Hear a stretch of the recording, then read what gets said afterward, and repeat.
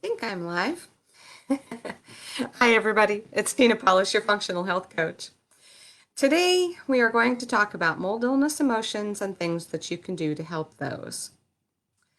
I love the great outdoors. I love horseback riding, raising and training horses to trust humans, skiing, hiking, finding waterfalls and lakes to photograph, finding great natural health information to help someone. Those all bring me joy, and I praise God for it. I don't take them for granted because I once couldn't do that. I think I was born with mold illness, but it wasn't until I got more exposure as an adult that I really went downhill, especially in my attitude. As a child, I constantly had a green runny nose, asthma attacks, lots of allergies, and constipation. And as an adult, I got to a place where the least little reason for my body to catch every little cold and then turn into pneumonia and pleurisy happened several times a year. This really angered me. I had so many things I wanted to do with my life. I did not want to spend my life in bed asleep or watching TV because I was too exhausted and weak to do anything else. That's exactly where I was about 5 years ago. I stared out the window wishing I could do something out in my beloved wilderness. I quit feeling like I had a purpose in life, and I wanted to die if this is how I was going to live. Thankfully, our Creator changed all that for me. But before then, I was dealing with some really difficult emotions because of mold illness. Have you experienced difficult emotions because of your mold illness? Here is how I've experienced them. At the very start of my mold illness journey, I felt a rush of denial. Oftentimes, it's just too much to accept that my house or workplace is contributing to my declining health. I can start feeling overwhelmed because of the impact that the illness has to the limbic system in the brain. Plus, having to deal with limited resources in your thinking, your energy, and or your finances adding to the overwhelm.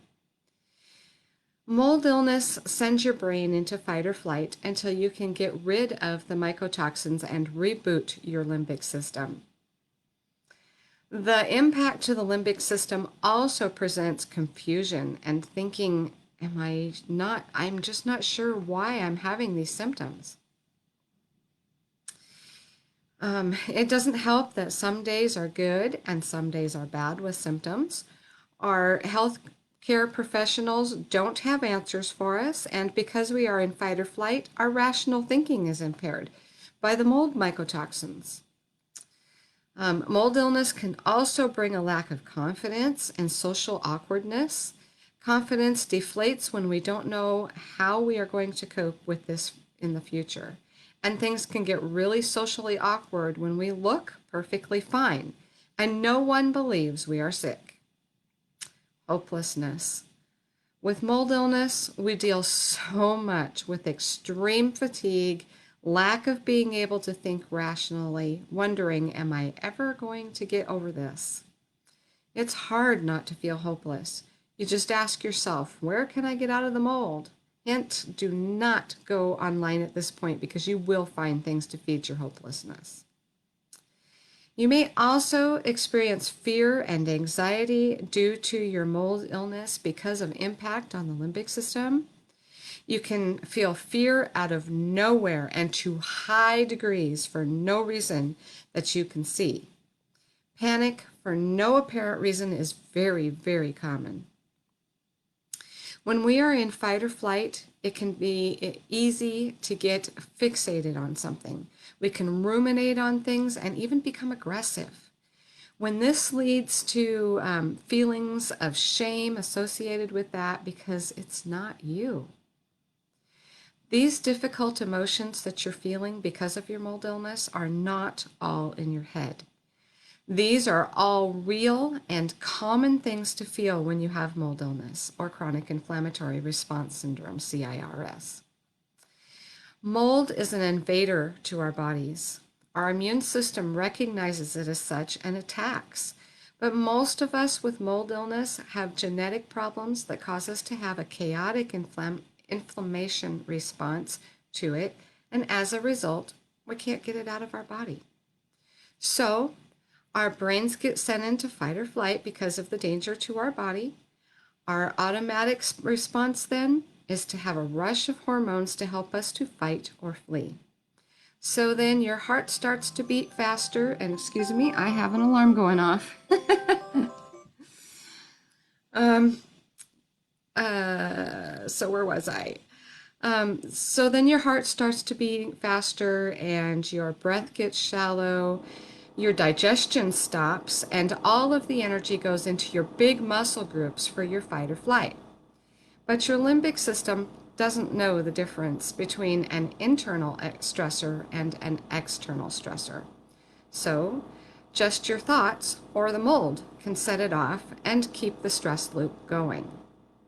If you feel stressed or anxious for no apparent reason, then you activate your limbic system. The following symptoms are really good indicators that you are in limbic system overload: sudden palpitation of the heart, nausea, shallow breathing, tingling in your fingers and toes, restlessness in your muscles, the thought that you are losing control, and a real sense of fear and dread. You may just wake up in the morning feeling these symptoms or suddenly feel it anytime. Remember, your automatic response is to start scanning your environment for danger. Consequently, you will perceive most things as stress. It could be something someone said to you, or it could be that you're stuck in traffic. In mold illness, parts of your brain can even shrink and atrophy to cause this problem. Don't worry, you can soothe difficult mold illness emotions by simply cleaning up your system and rebooting it. So, what can you do to make things easier for yourself? To manage this mold illness, you need to increase self-acceptance and know that this is really hard for you right now because of the illness. Be aware that it is not your fault. You are not doing anything to feel that way. It's just your illness. Tell yourself you're going to work on it. You don't want to be aggressive, and you will be working on managing your temper. Acknowledge that things are a lot harder for you, but they will get easier. Remind yourself you're safe. It's just part of your illness. Notice what is happening in your limbic system. Take a few moments to take some nice, deep, slow breaths to help you come out of there.